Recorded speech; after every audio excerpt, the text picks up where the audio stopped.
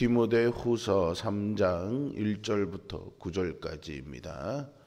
디모데후서 3장 1절부터 9절입니다. 너는 이것을 알라. 말세 고통하는 때가 이르러 사람들이 자기를 사랑하며 돈을 사랑하며 자랑하며 교만하며 비방하며 부모를 거역하며 감사하지 아니하며 거룩하지 아니하며 무정하며 원통함을 풀지 아니하며 모함하며 절제하지 못하며 사나우며 선한 것을 좋아하지 아니하며 배신하며 조급하며 자만하며 쾌락을 사랑하기를 하나님 사랑하는 것보다 더하며 경건의 모양은 있으나 경건의 능력은 부인하니 이 같은 자들에게서 내가 돌아서라. 그들 중에 남의 집에 가만히 들어가 어리석은 여자를 유인하는 자들이 있으니 그 여자는 죄를 중히 지고 여러 가지 욕심에 끌린 바 되어 항상 배우나 끝내 진리의 지식에 이를 수 없느니라. 얀네와 얀브레가 모세를 대적한 것 같이 그들도 진리를 대적하니 이 사람들은 그 마음이 부패한 자요 믿음에 관하여는 버림받은 자들이라. 그러나 그들이 더 나아가지 못할 것은 저 두 사람이 된 것과 같이 그들의 어리석음이 드러날 것입니다. 아멘. 우리가 조금 전에 부른 찬송가 부름받아 나선 이 몸 어디든지 가오리다, 이 찬송가 323장의 고백처럼 복음 전도자의 삶은 절대로 평탄하지가 않습니다. 그 길은 때로는 황량한 들판 같기도 하고요, 때로는 음침한 골짜기처럼 느껴지죠. 앞에서 바울은 복음 사역자의 자세와 거짓 교사들의 특징을 설명했습니다. 이어지는 본문에서는 종말론적 관점에서 악한 시대의 특징을 구체적으로 묘사합니다. 바울은 마지막 날에 나타날 악한 자들의 모습을 통해서 디모데가 직면한 현실을 설명하고 이들을 피하라고 경고합니다. 오늘 본문에서 바울은 디모데에게 말세에 고통하는 때가 이르렀다라고 경고하면서 복음을 전해야 되는 현실이 얼마나 험난한지를 보여줍니다. 그러나 이 모든 말의 목적은 분명합니다. 디모데야, 내가 부름받은 그 길이 꽃길은 아니지만 꼭 가야 하는 길이야. 예수 그리스도의 은혜 안에서 강해지고 흔들리지 말고 나아가라 라는 바울의 당부가 담겨져 있는 거죠. 바울은 그리스도의 고난을 몸소 채우기 위해 힘쓴 사람으로서 그 길의 어려움을 누구보다 잘 알고 있었기에 더욱 간절한 마음으로 디모데에게 이 편지를 쓰고 있습니다. 바울은 먼저 1절에서 너는 이것을 알라 라면서 강력한 명령으로 디모데의 주의를 환기시킵니다. 마지막 날은 뒤따르는 2절과 9절에 오는 말씀에서 알 수 있듯이 예수님이 재림하실 미래의 어느 날을 가리키는 것이 아니라 신약 성경 전반에 나타나듯이 그리스도의 오심과 함께 이미 시작된 새 시대를 의미합니다. 베드로가 오순절에 요엘의 예언을 인용하면서 이는 곧 선지자 요엘을 통하여 말씀하신 것이라고 선언했듯 마지막 날은 이미 왔습니다. 히브리서 저자도 이 모든 마지막 날에는 아들을 통하여 우리에게 말씀하셨다라고 선언함으로써 같은 신학적인 관점을 보여줍니다.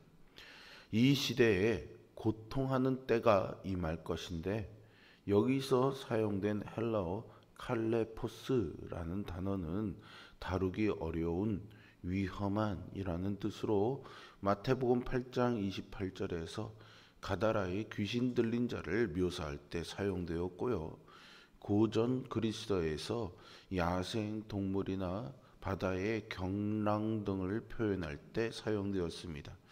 그러니까 이 단어는요, 정말로 인간의 힘으로는 어떻게 할 수 없는 아주 교회가 어려운 직면의 위기를 맞이하고 있다는 것을 생생하게 보여줍니다.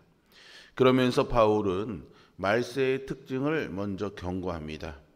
2절에서 사람들이 자기를 사랑하며로 시작되는 이후에 19개의 악덕의 목록들은 신약 성경에서 두 번째로 긴 것으로 악한 시대의 특징을 상세히 보여주는 것으로 점점 인간 관계가 무너지고 하나님과 멀어지며 올바른 가치 기준이 사라지는 것을 볼 수 있습니다.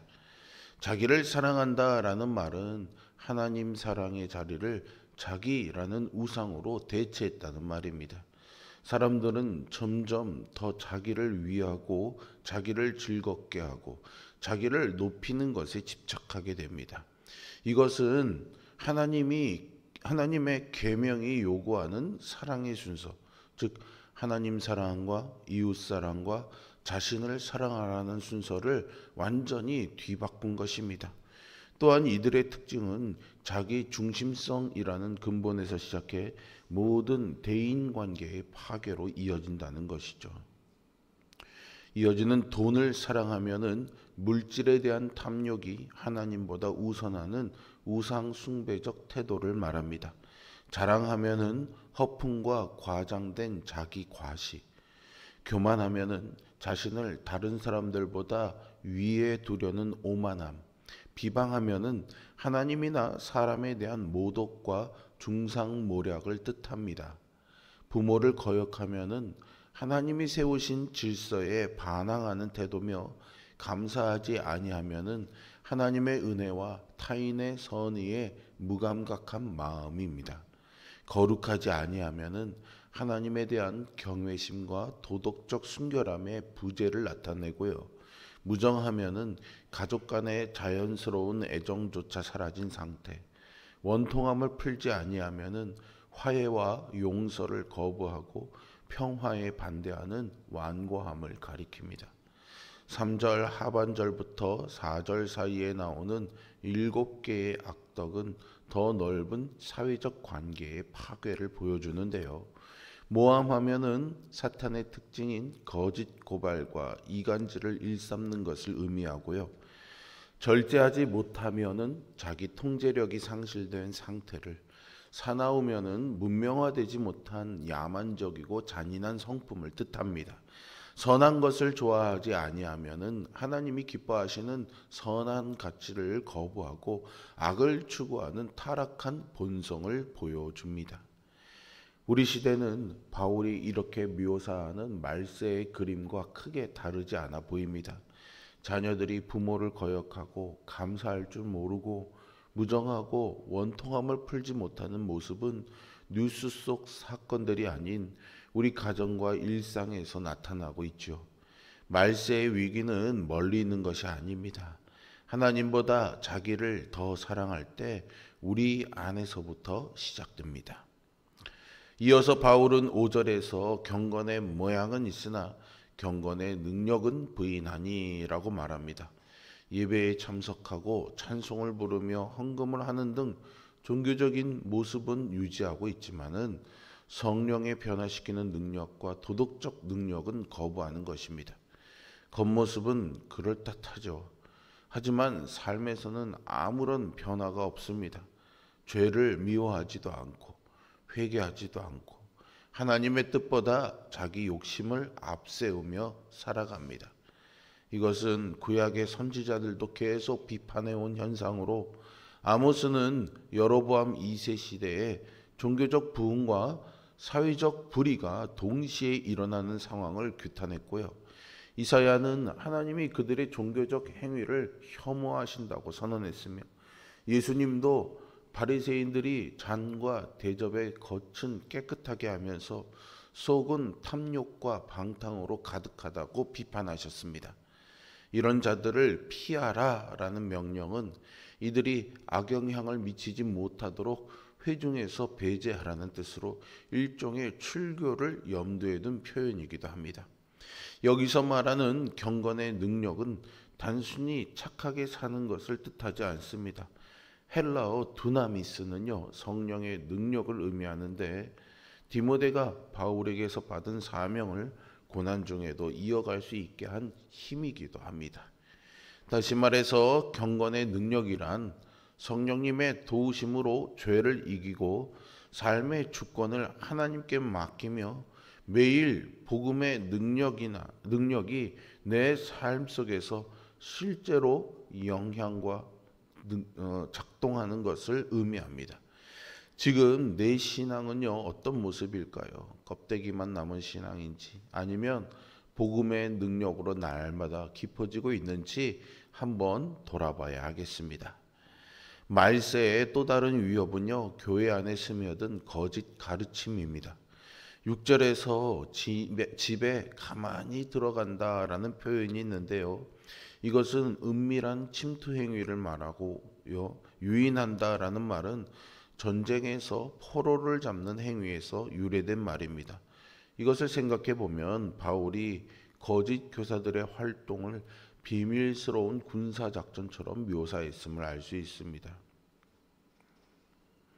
죄에 눌림받되어 라는 말은요, 죄로 양심이 압도되어서 어떤 해결책이든 붙잡으려는 상태이고요, 여러 가지 욕심에 끌림받되어는 각종 욕망의 종으로 끌려다니는 상태입니다. 이들은 항상 배우나 끝내 진리의 지식에 이를 수 없다고 바울은 7절에서 말합니다. 이것은 배움의 동기가 진리에 대한 사랑이 아니라 단지 새로운 것에 대한 병적 애착이라는 암시입니다. 바울은 이렇게 연약한 사람들을 미혹해서 항상 배우나 끝내 진리를 알지 못하게 만드는 거짓 교사들을 경고합니다. 이들은 애굽 왕 바로의 주술사로 알려진 이 안네와 이 암브레처럼 하나님의 사람을 대적하고 진리를 왜곡합니다. 이들의 이름이 원래 구약 본문에는 기록되어 있지 않지만요, 다양한 유대 문헌 및 이방 문헌에서 찾아볼 수 있습니다. 이들이 모세를 대적한 것처럼 거짓 교사들도 진리를 대적한다는 것이죠. 진리를 대적하는 이들은 마음이 부패하고 믿음에 관하여는 버림받은, 즉 믿음의 시험에 실패해 거짓 믿음이라고 판명된 자들입니다. 이 안네와 이 암브레의 어리석음이 결국에는 드러났듯이 거짓 교사들의 어리석음도 드러날 것입니다. 이들의 성공이 일시적이라는 선언의 근거는 하나님이 진리를 수호하시고 당신의 백성을 견고히 붙드신다는 믿음입니다. 오늘날 교회를 무너뜨리는 것은 외부의 박해가 아니라 내부의 변질입니다. 말씀보다 사람의 귀를 즐겁게 하는 말, 진리보다 위로와 번영만을 강조하는 메시지가 넘쳐납니다. 이런 가르침은 이단의 미혹뿐 아니라 복음을 약화시키는 왜곡된 신학까지 포함됩니다.